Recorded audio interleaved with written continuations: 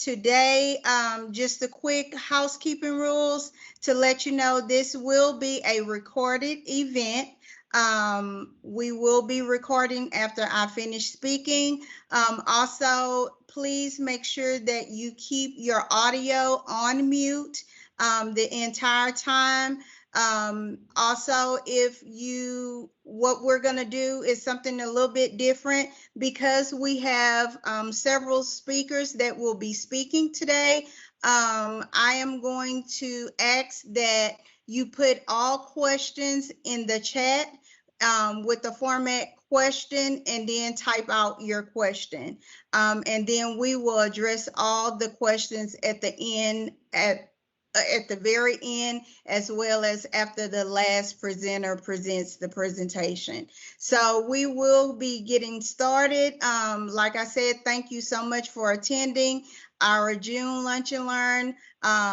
For the next 3 months, our focus will be on community awareness for our Lunch and Learn. So June, July, and August, our themes will be a little bit different from what we usually have. Usually we focus on our programs that we offer, but the next 3 months, we will focus on community awareness. And for today, our focus will be on hurricane preparedness. I know many of you know that we have entered into the hurricane season on June 1st. So this is the perfect time to get the information that you need regarding hurricane preparedness. Our goal, once we finish this presentation and this event, is for you to understand the meaning of preparation, activation, and restoration. Our goal is for you to understand the meaning of preparation, activation, and restoration. So we're going to go ahead and get started. We will go ahead and get started with our presentation. Just to welcome you all once again, thank you so much for attending today. Also, for those of you that are not, is not aware of our director, Director Tom McCaslin, he is the director for our department. He is the lead for us. Unfortunately, he will not be here today, but I understand that he sends his sentiments that he is very thankful that you have taken out your time to be a part of this event on today. Just to start, we have a simple agenda because our main focus is for you to get the information that you need. So kind of like this, our agenda today is a little bit different than what we usually have. But first thing we would start off with is the introduction of our outreach staff. Then we will have introduction of all our speakers. We have, like I stated, we have three different organizations that will be speaking to you today. And then we will come back with our upcoming events that you do not want to miss. We have a lot of good things going on. So we definitely want you to pay attention to the upcoming events that we are having. Then I will come back at the end and give you final remarks and any conclusions that we have for this event. So I hope you're ready. We're just going to go ahead and get started so that everyone will have ample time to get all the information that they need. So put on your shoes, get your paper out, and get ready to take some very good notes for some good information for you. Good morning. I'm just going to introduce our outreach team. Onika Porter is our administrative manager. Then we have Latasha Smith, community involvement coordinator. Myself, Pedro Sosa, community liaison. We also have Becky Benitez, also a community liaison. And we have Deja Jones, community liaison. We'd like to thank everybody for attending.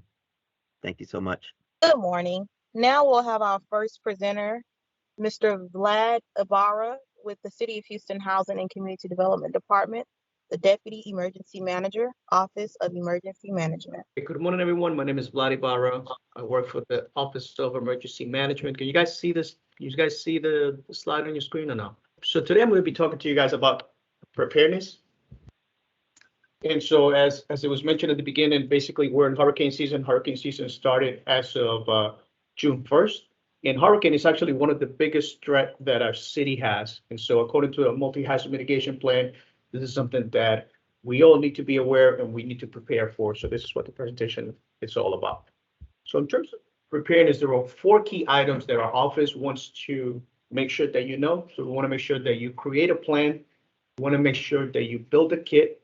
We want to make sure that you're informed, that you have most of the information that you would need available, and then make sure that you know your neighbors. That's actually really important as well. So in terms of making a plan, there are some key items that I want to go over. And again, this stuff is not extensive. This is something that for you to start thinking about. But again, so these are items that will really come in handy. So one of the first things that you want to do in terms of creating a plan is how will you communicate with your loved ones or with people within your agency. And so a lot of times, one of the best practices that we suggest to individuals is to have some sort of WhatsApp group or an application in which you can actually, again, sort of provide that information so that everyone's in one group. Another key point when it comes to a communication plan is make sure that you actually text. And texting, the reason why texting is preferred as calling people is when you're going through any sort of incident, the lines are going to be jammed up. And so if you're able to text individuals, then that's just an easier way for you to get your message across as opposed to trying to have the line and the lines. Like I said, they might be congested. Also, another key point when it comes to your communication plan is making sure that you have an out-of-state contact. And the reason why you want to have an out-of-state contact is, again, the lines are going to be congested. So if you have someone out of state that you can call and your family members, or like I said, or people within your agency can call to make sure that they become that connection so that you call them, they make sure that you're fine, and then they can also check off individuals as they come along. That would really pay huge dividends. Another key point that we want to make sure that you know in terms of your emergency plan is make sure that you know your evacuation route. So the evacuation routes for Houston, we have 4 areas. So you have coastal area, and then you got zones A, B, and C. These zones have been designated based on zip codes. The vast majority of Houston falls within evacuation zone C. But again, we just want to make sure that you know what those are. One of the key items that I want to mention as well is the city actually created disaster preparedness guides. And so there's this great resource, and at the end I'll be able to give you more information. But this resource is really important because it talks about all the different hazards that the city has. It talks about how to create a plan. It talks to you about all the different activities that one would want to have. Make sure that you practice your plan. That's again another key point when it comes to a plan. And when we're talking about practicing the plan, we want to make sure that we look for specific meeting locations. So if you needed to, again, if there was some sort of disaster, where would you meet with your family? Those are key points that you need to take into consideration. Is it going to be a school? Is it going to be a park? Is it going to be a friend or a family? So thinking all these things ahead of time will save you huge dividends. Make sure that you pay attention to local guidance. So, again, there are different updated guidance that's going to come out in terms of evacuation and sheltering. And so that's something that we want to make sure that you know. Another key point in terms of making an emergency plan is taking care of your pets. And so some of the things that you want to take into consideration when it comes to your pets is making sure that you have copies of the rabies or other vaccinations. Make sure that you actually have familiar items to them in terms of either toys, treats, or blankets. Make sure that you have the microchip information or the proof of ownership. Make sure that you have a manual can opener and obviously have enough food for them to last for 3 to 7 days. That's sort of the overall guidance stuff that we provide for you guys. In terms of for individuals who are older, some of the key items that we want to make sure as we're creating a plan is making sure that you have your prescribed eyeglasses, make sure that you have the list of medication and subscriptions, make sure that you have the contact list of your doctors and relatives. Those are key items. Another key feature too in your phone is making sure that you actually have in case of emergency phone numbers. And so even if your phone is locked, if you create in case of emergency phone numbers, then you'll be able to have whether it's your brother, sister, your mother, your husband, have those key contacts so that people can reach out to them. And these are available in most phones. So the next piece that we want to talk about is building an emergency kit. And so again, one of the key things that we want to say is ideally you would want to have a go bag. And in this go bag, you would want to have specific items so that you're able to have copies of your important papers. So I'll give you a perfect example. I've been doing emergency manager for over 10 years. And previously to come into the city of Houston, I was actually in California. So we were dealing with a lot of wildfires. And so we set up this disaster recovery center. And in the disaster recovery centers, those individuals that had made copies of their important papers, they fare off so much better than individuals that were actually looking for that information. So again, just make a copy of your important papers and keeping those in the go back will be really important. Making sure that you have radio and extra batteries, food and water. Like I said, we want to make sure that you guys have stuff for at least up to 7 days. These are some of the other items that we would want you to consider. And again, this list is not extensive. There was definitely, I think that the key item that you want to take into consideration as you create a go bag is what are your family needs. So perfect example for me, I have little ones at home. So I have certain needs in terms of diapers or if you have someone in your house that's elderly, then make sure that you have the medications, or again, make sure that you have important records in terms of insurance policy, contracts, employee records. If you're thinking about your entity, again, even if in terms of business preparedness in a go kit, if we're talking about a business specifically, some of the items that you want to take into consideration as well is making sure that you have inventory of your equipment with the serial numbers, making sure that you have backup of the hard drives into the cloud. So in this page, we just talk about, again, creating that pet emergency kit and just some of the items that I mentioned previously. So making sure that you have the immunization records, making sure that you have your current photo of your pets, microchip information, that's extremely important.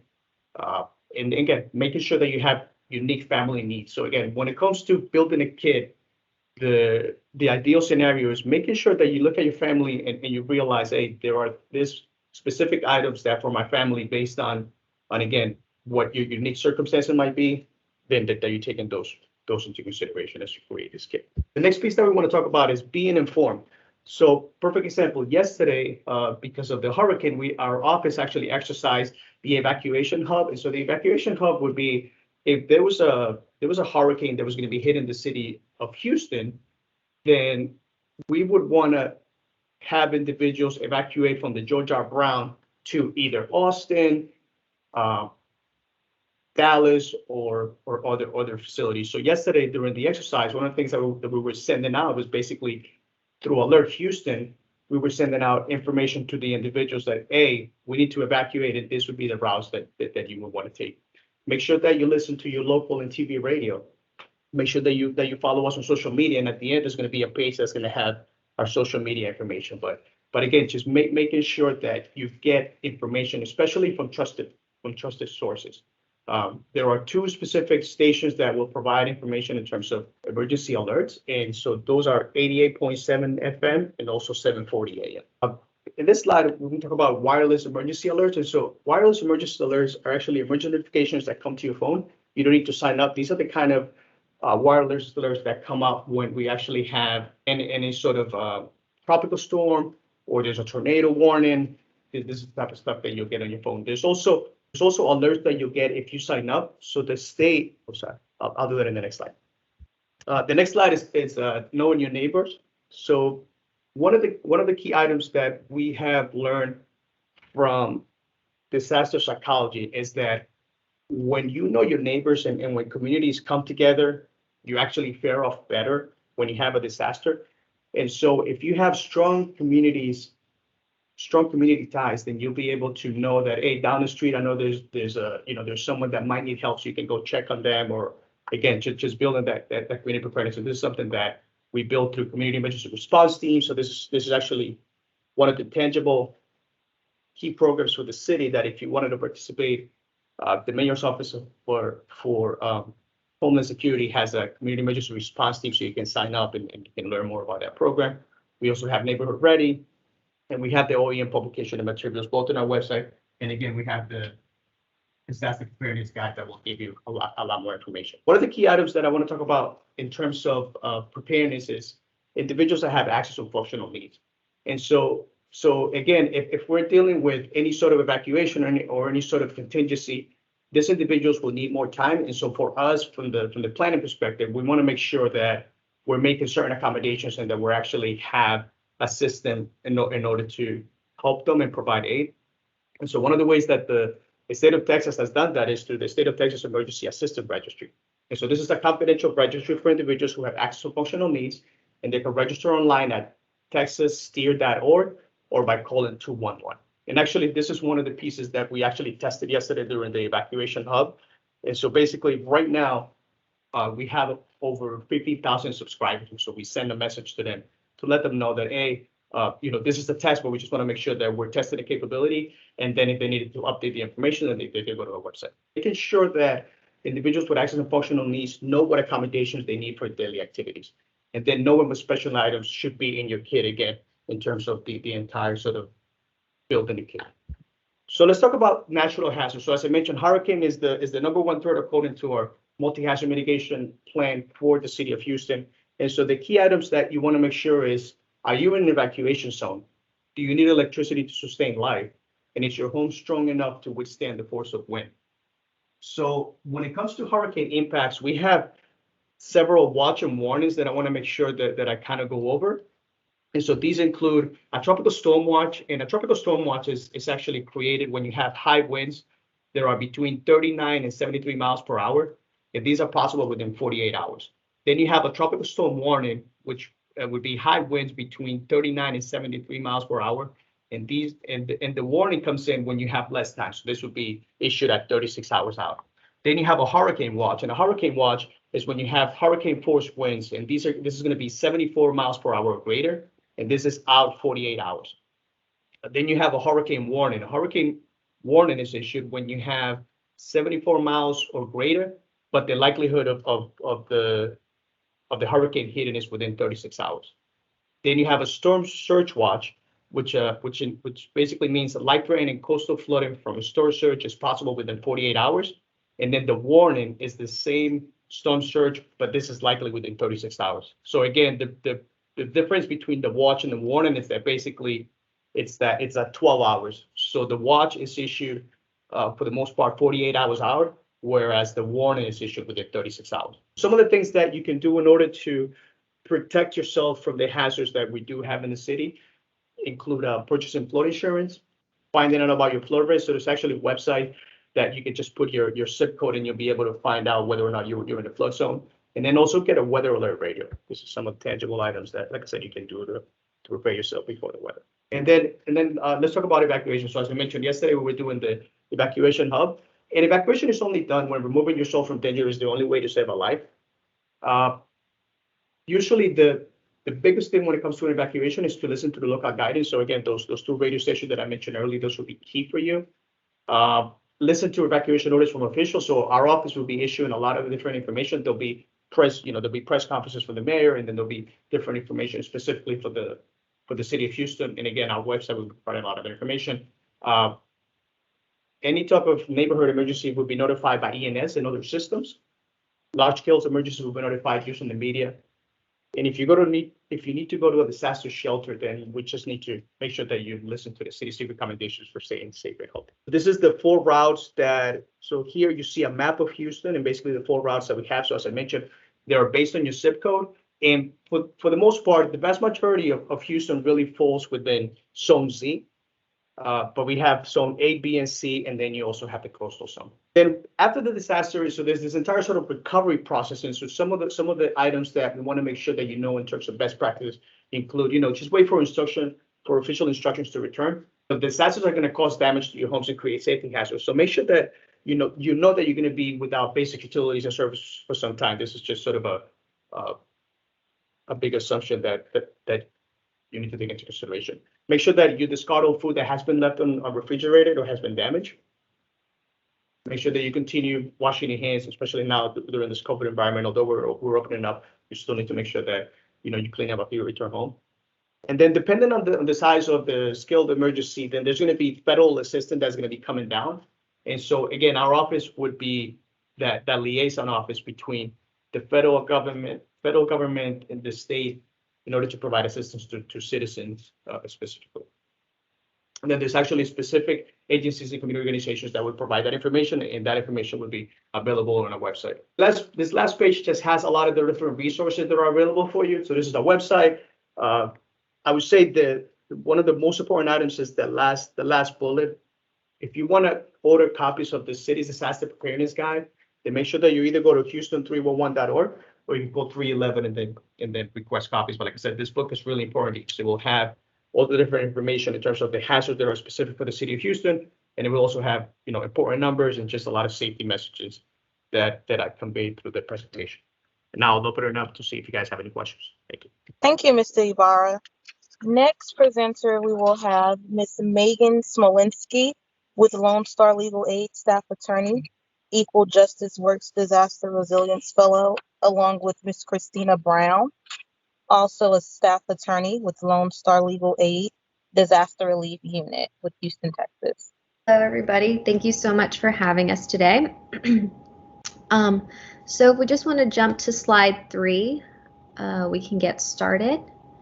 Perfect. So a little bit about our organization. We serve those who qualify and help them with legal representation, and specifically in our unit, we help those who have survived a disaster. So a couple ways that you can apply is you can go online and apply at lonestarlegal.blog, or you can use our toll-free number at 1-800-733-8394. So if you have any clients or if you know anyone who would qualify and need any assistance, please feel free to tell them to reach out to us. Next slide. Okay, perfect. So legal needs after a disaster. This is basically just kind of something, it's a tool that we kind of use in the things that we see kind of like in the stages of a disaster. So immediately following a disaster, we see a lot of landlord-tenant issues, lease terminations, evictions, repair issues, people having problems with, FEMA applications, a lot of lost documents, things like that. When we get to about, the 1 month to 6 month mark, it's a lot of FEMA appeals, right? We deal with lots and lots of FEMA appeals. There's still landlord-tenant issues. I'll be honest, throughout the entire, from the time a disaster hits to a year later, there's always landlord-tenant issues. I feel like those kind of never kind of go away for us. But there's a lot of issues like property, clearing title to property. A lot of these properties, especially in the city of Houston, are inherited properties. And so, there's not clear title to those properties. And so it becomes difficult in trying to get that FEMA assistance when there's not, when there isn't that clear title. So we help a lot of people with things like that. We also see a lot of like contractors and repair like fraud, right? It's really rampant. In that 1 to 6 month mark, and then 6 months to about, a year. It's unfortunate, but you start seeing a lot of foreclosures, right? Like I said, those landlord-tenant issues never really quite go away. Then you have flood insurance disputes. FEMA will then come back and they do a recoupment. So they give our clients, the money to repair and fix their homes. And then, maybe a year or two later, they come back and they want to see proof that, our clients have used the money properly in the right way to fix that home. And so they have to, they need receipts and things like that. And so those are kind of just the things that we kind of see and that you might see, with your, if, you're kind of helping people through a disaster. Next slide, please. So some of the most common questions we get is how do you prepare for the next disaster? So obviously the disasters might change from hurricanes to winter storms. We never know what's going to come next, but there are some simple actions you can take before a disaster to prepare. So the most important one is just to make sure that you have your documents in a safe place. So we're talking passports, driver's license, wills, social security cards, anything like that. And what we do is what we suggest is that you keep them in a waterproof Ziploc baggie and take them with you, because you just don't know if you have to evacuate what the home is going to look like when you come back. And that leads us to our next suggestion, which is always take pictures of your home or apartment before a disaster. And this is helpful, especially when you're applying to FEMA, to compare the damage before and after the disaster, because FEMA is going to want to see pictures of the damage, but I think it's always really helpful to have a before and after. Another really helpful thing is to try and make sure you have home or flood insurance and make sure your policy hasn't lapsed. People think that they won't need home insurance, or my home has never flooded, I don't need it, but we promise you it could really make the difference for a smoother recovery. And even if you might not think you can afford it, policies have become really affordable these days, and to search around because it really can make the difference. And the other couple of things is, if a disaster is declared, and more like when a disaster is declared, really apply to FEMA immediately to not miss the deadline. This could be huge for the benefits that you can get. And lastly, just make sure you and your family have an evacuation plan. Just like the Office of Emergency Management stated, it is so important to keep up with you and your family once a disaster strikes. So next slide, sorry. So how to apply to FEMA? There are a couple of different ways that you can apply. As soon as possible, you basically have 60 days from when the president declares a disaster in order for you to apply to FEMA. You only get 60 days after that. Sometimes it gets extended, but it doesn't make me feel warm and fuzzy to tell you. So you should definitely just get it done in that 60 days after that declaration was made. And so, and you can do this by going online to disasterassistance.gov. If you have, a smartphone or a tablet, you can download the app, the FEMA app. Or you can call them via telephone. Before the pandemic hit, once a disaster hit, they would have disaster recovery centers.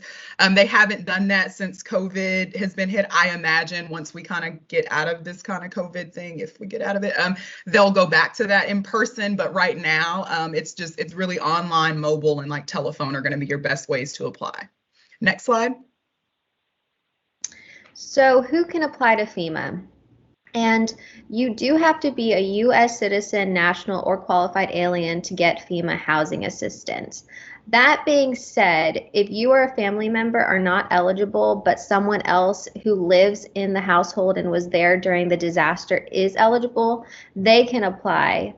So there are ways of getting around this. Another way is if you're a parent or a guardian of a minor child who is eligible for FEMA benefits, so is a U.S. citizen, national, or qualified alien, they can apply for benefits on your behalf. So even if you think you might not qualify, go ahead and try, because there are ways of getting around that. Next slide. Who is FEMA for? So it's for homeowners and renters, right? So for homeowners, you can get that financial assistance, lodging expense reimbursement. So for example, if, say your home is damaged or you're under an evacuation order and you have to go to, a hotel, you might be able to get your lodging reimbursed for that. Rental assistance if you need it. Sometimes people are having to pay rent at 2 different places, or even a mortgage, and then they have to leave their home and go, pay rent somewhere else while things. So you might be able to get help with that. And then of course, repair and replacement, of things, if you qualify, for FEMA. And then for renters, rental assistance, right? So if you're needing that rental assistance or the replacement of your personal belongings, that's definitely something that FEMA can help you with. Next slide. So FEMA tips and tricks, and we like to add this in because anyone who has dealt with FEMA before knows it can be complicated and people get very discouraged. I have a bunch of clients now who are trying to get appeals from Winter Storm Uri, and yesterday I had a man tell me I don't want to do this anymore. So here are just some things to keep in mind if you are dealing with clients in FEMA. And the first one is to manage your client's expectations.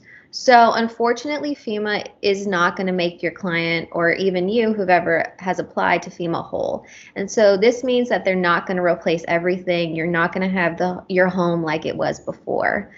FEMA is only meant to repair the house to minimum living conditions. So we're talking about if you had 3 bathrooms in the home, they're going to repair 1 bath and maybe a bedroom, depending on how many people occupy the home. So it is so important to manage your client's expectations. Now, another thing to be aware of for FEMA is the different programs that they offer. So FEMA does have various housing and rebuild programs, and including home replacement, excuse me, but you have to meet certain requirements. But people don't always know about that, so it's something to keep in mind. We did see that a lot after Hurricane Harvey. Another thing is FEMA will most likely automatically provide rental assistance to those who apply after a disaster. We saw this a lot after Winter Storm Uri, where people, right after their application, they did get some form of rental assistance. So, but also a caveat to that is if your client needs additional rental assistance, make sure to tell them to keep all receipts, because FEMA is going to want to have all that to make sure that they are actually living in a premises outside of their home. And lastly, I did forget to mention this in the slide, but if you do have home insurance or flood insurance, FEMA will usually deny you outright. It's just they just want more information from you, but they can't tell you that. So they say that you're ineligible, but that is not true whatsoever. What they really want is they just want additional information from you. So that could be a denial letter from your insurance company, or just a letter stating how much insurance they have given you. And so don't be discouraged if you get any of these denials. You always have the right to appeal within 60 days of a denial letter. Next slide. So some of the important things of why flood insurance is so important. One of the biggest ones is because your homeowner's insurance will not cover flood damage.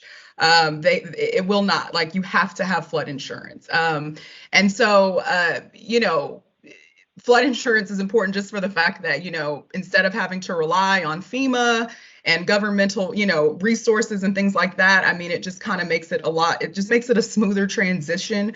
And then it can help you with that gap between what FEMA will provide and then the loss, between the loss that you've suffered. The coverage limits are different. It just depends on what your coverage, is. But typically, it's 30% of the dwelling on a standard homeowner's insurance policy, and then it's 50% of your personal property or your insured contents, right? So there's a lot of different, like, there's homeowners, then you have to get contents, then there's flood insurance. Like, it is a lot, but all of these things are necessary so that if a disaster does hit, you do have the proper coverage. Because a lot of times we see where people have homeowners, but they didn't have contents coverage. So while they may get, 3 feet of their their walls replaced, and what's the word I'm looking, not the dry, what is it, the drywall, like, replaced, they won't get their furniture or their mattresses or things like that replaced because they didn't have that particular coverage, right? So it's really important to have it so that you are made whole, right? Just like Megan said earlier, FEMA is very explicit. They're not going to make you whole. They're not going to get you those granite countertops that you used to have. They're not going to get you those stainless steel appliances that you made. They're going to give you the bare minimum. And so having that flood insurance is kind of just an extra buffer between your homeowners or your renters or what have you. And so it is really important to have that. Next slide. So if you do have insurance, how do you begin an insurance claim? And the first priority you should have is to contact your insurance carrier immediately. Most policies do have a deadline when you have to contact them to report a claim. I want to say most have like a 24 to 48 hour window. So it's a quick turnaround. And if you are outside the window, then you risk not getting any money for your policy. Another tip for dealing with your insurance company is try to communicate in writing as much as possible. A lot of emails so that you can have proof of what the insurance company is telling you. I know a lot of times they tell you one thing and they do another, so having that in writing is huge. And lastly, just ask your insurance company about a timeline, including when an adjuster will come out, especially after a disaster like Harvey, where everyone suffered some kind of damage. It's just good to keep up to date with them and know what the timeline will be, and then how soon your claim will be processed. Because in Texas, there are deadlines. I won't get into too many specifics, but just be aware that they do have to respond within a certain amount of time. Next slide. So what can you expect after you file your insurance claim? So, shortly after you file your insurance claim, they will send an adjuster out to basically examine your home, your property, to basically, evaluate your loss, right? And so then they basically, at that point, they'll give you an estimate and a value of what they believe the damage is. And then in Texas, the insurance company has to let you know that they've received your claim within 15 days of getting it, right? They may ask for more information to investigate your claim, which is not, it's not that's normal. And they will probably ask you to fill out that proof of loss form, which is there's even a time limit, I believe, on even getting that form in, if I can remember correctly. But and then after the adjusters come out, after they've evaluated everything, they basically have to accept or reject your claim within 15 days of receiving all of the information that they need. And if they do reject your claim, they do have to tell you in writing. So these are like laws. These are the rules that insurance companies are supposed to follow. Now, I will say, just like with Hurricane Harvey, when you have, 100,000 people and, I don't know how big Houston is and, however many square miles who are all filing claims at the same, things can get behind. And so there are sometimes exceptions when there are disasters because, there's only so many adjusters, in the city of Houston that are qualified to go and, and to evaluate damage and things like that. So while these timelines and these deadlines are here, things can get a little pushed back when you're in the midst of a disaster.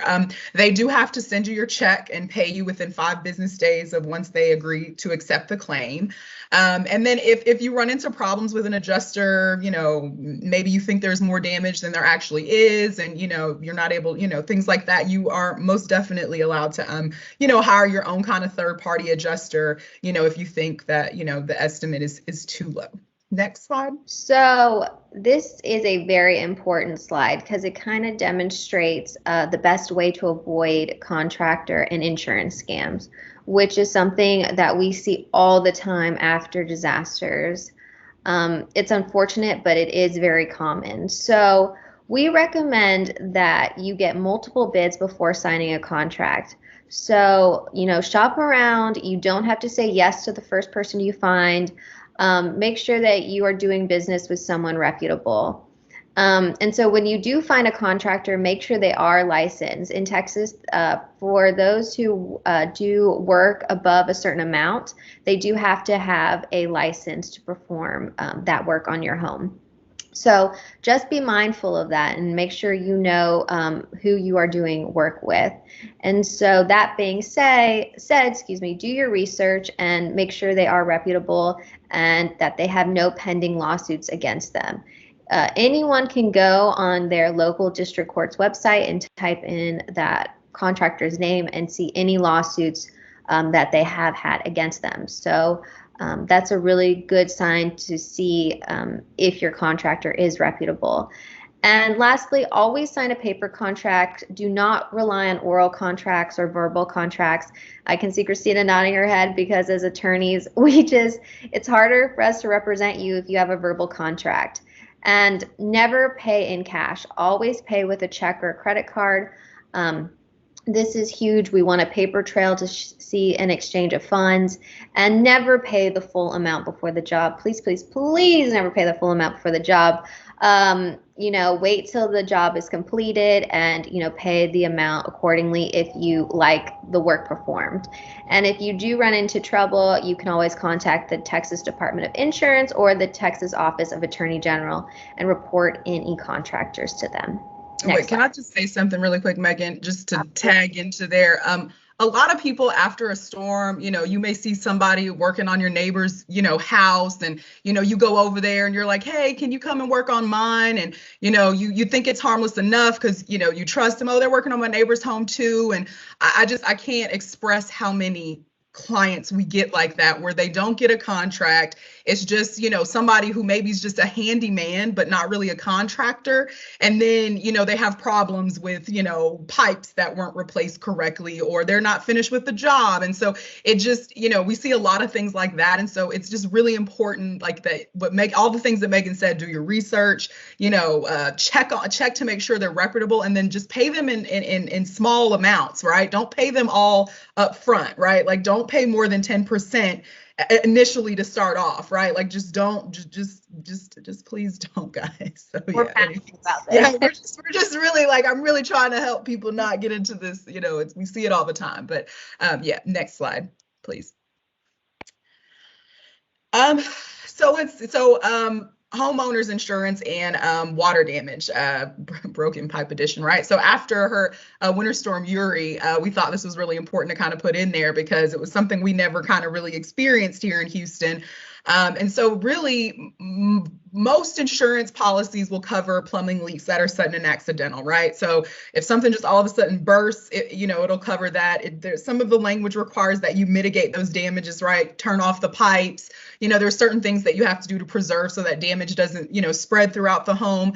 But, they will usually not cover one that maybe has been trickling for months, right? Or we don't know, maybe it's been 8 months and now you've found that this pipe is leaking. I guess it's kind of under the assumption that you're the homeowner, so you should kind of know what's going on, in your home.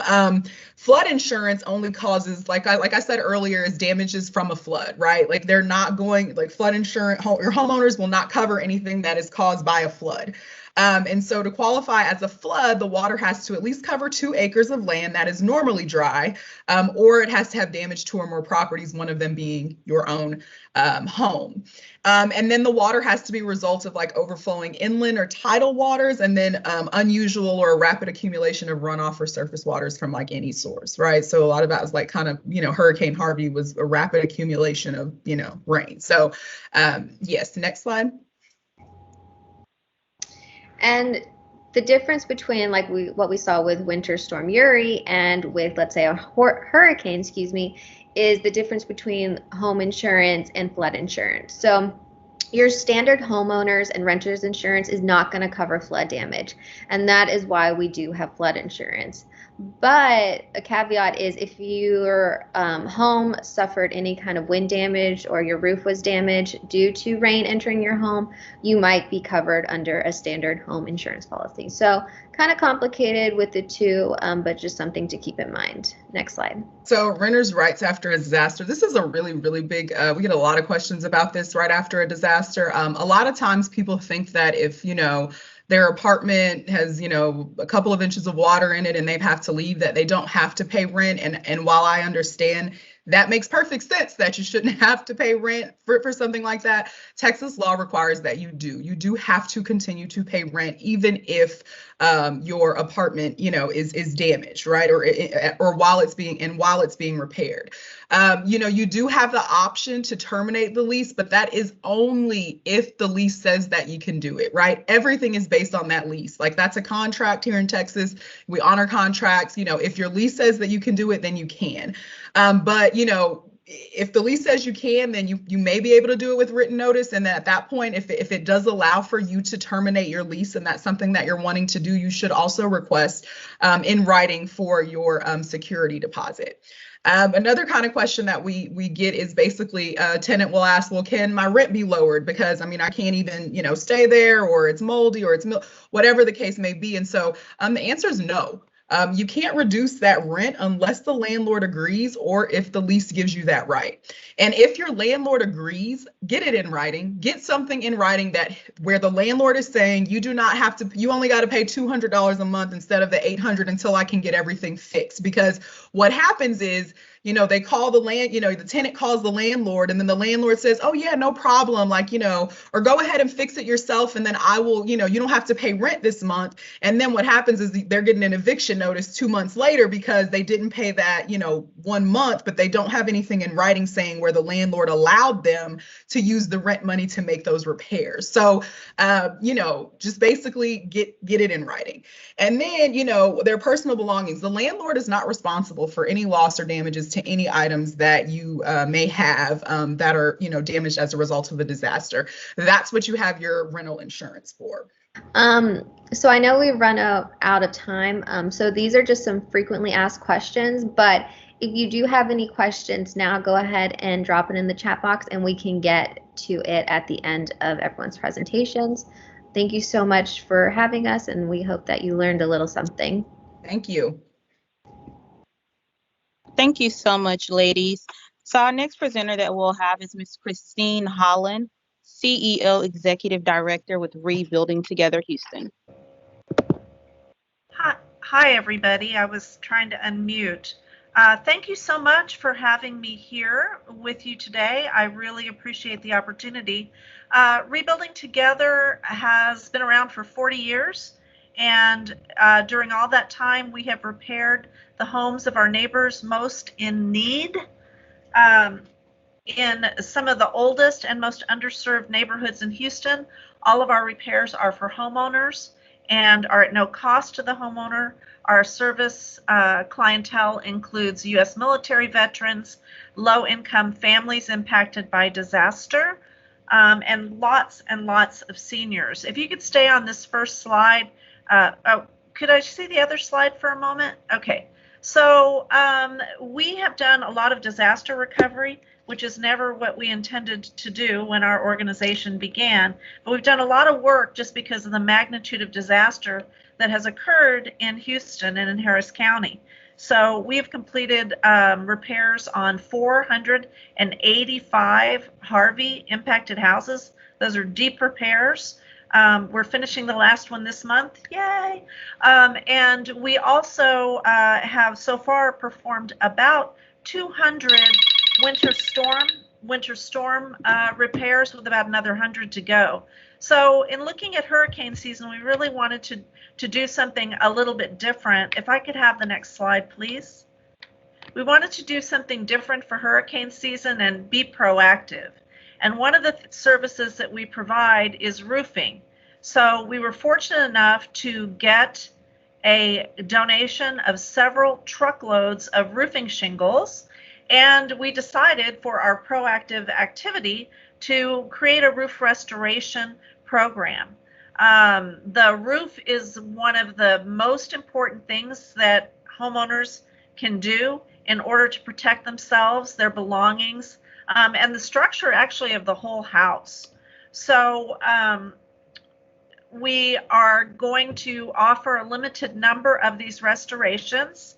In order to qualify, folks need to be the owners of a single family home.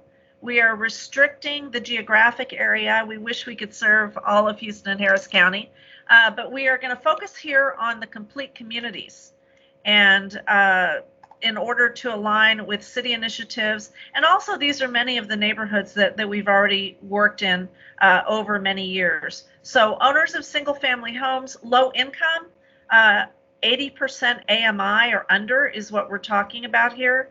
The homeowner needs to be listed on the home deed, full-time resident of the home, and current on property taxes or have a payment plan. This is going to be first come, first serve, not as far as when people contact us, but the people who have their applications complete will be the first one to go to inspectors. We really look forward to serving families, and we hope that we don't have a storm here in Houston, but we know because we've repaired over 1,600 roofs in the last few years that having a sound roof will go a long way to preventing damage should we encounter a storm. The best way to get in touch with us is to send an email. You can email intake@rebuildinghouston.org. We also have our phone number here on the slide. We do have folks answering the phone, 2 people, but live people answering our phones Monday through Friday, 8:30 to 5. And we look forward to doing as many roofs for people as we possibly can. We also are doing fundraising around this. If we are successful in getting some donations, then we will repair more roofs than we currently have planned to do. We're really trying to get homeowners to understand that this is one of the most important things you can do. You know, it's not just water and batteries and making sure your documents are in waterproof Ziploc bags. If you can look at the structure that you live in and make an improvement to the roof, it's great.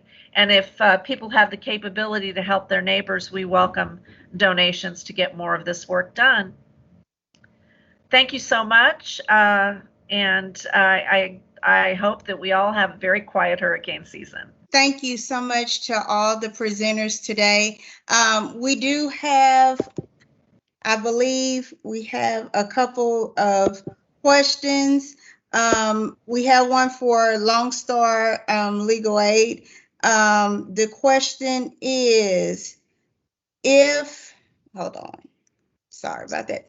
If we have individuals with the winter storm claims and have not received rental assistance and they are sleeping in their cars, should they go to legal aid for support? Yes, absolutely. Yes. So unfortunately, the time period to apply for FEMA assistance is over, but there are a couple of programs out right now that could offer assistance, not through FEMA. So please tell whomever to call and apply, and we could hopefully set them up with something. All right. Oh, we have a long question. Okay, this is a long question. What should a homeowner do if the insurance company will not timely send out an adjuster? Mm-hmm. I'm still reading it. Hold on, let me finish reading the rest of it. Okay. With the homeowner had waited several weeks and hadn't gotten adjusted, so they got their own adjuster. Not their claim because they didn't wait for the insurance company's adjuster. Okay, so what I would do is I would probably, just like Megan said earlier, like put something in writing. I would put it in writing, say, you know, like make sure that you have proof that you've been contacting them, that you've, done the claim correctly. Not saying that this person didn't, but I don't know timely. I think you said, they waited several weeks in this particular situation, and they still hadn't sent out an adjuster. See, this is something that if I had kind of maybe gotten this case, it may be something that I would have wanted to contact an insurance company and see, because that doesn't sound right, that just because you got your own adjuster, they denied the claim. It doesn't sound right. So that's definitely something I think me or Megan, if it had run across our desk, we'd probably inquire a little bit more to kind of figure out what exactly is going on, or send, like a letter to the insurance company. But I would say like they should call us if they qualify for sure. But I don't know. What are your thoughts, Megan?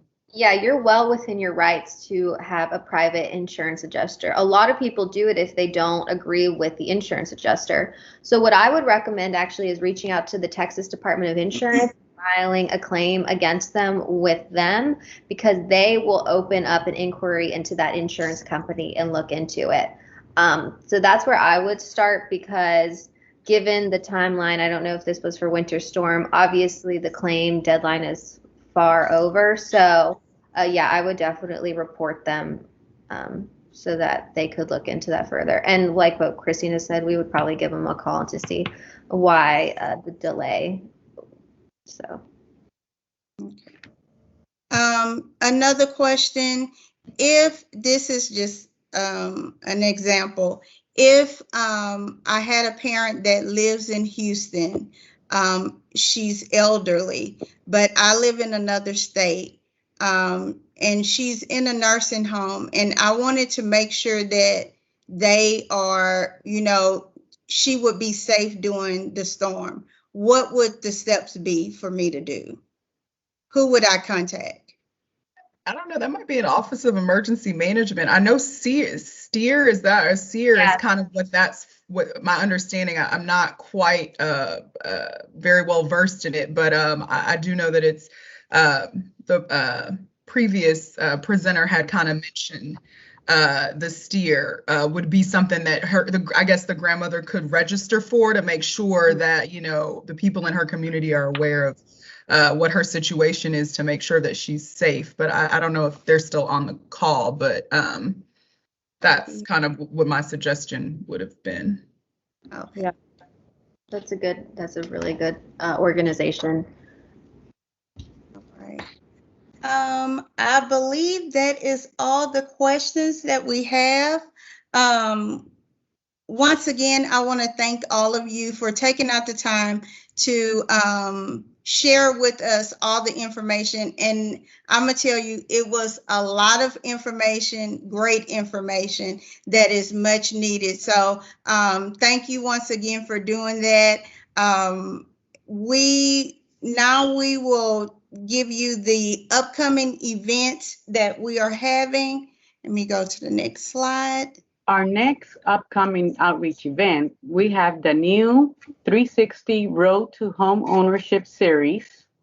We will focus on one way to building the perfect team on June 23, 2021. Our July Lunch and Learn will be about COVID-19, the myth about COVID-19. That will be on July 16, 2021. And just to elaborate on that, the times for these particular events, the 360 Road to Home Ownership, this is the second part of this series. It will be June 23rd, like she stated, from 6 to 7 p.m. It is an evening virtual event. The July Lunch and Learn, it will be the same time next month, which will be from 11 o'clock to 12:30 on July 16th.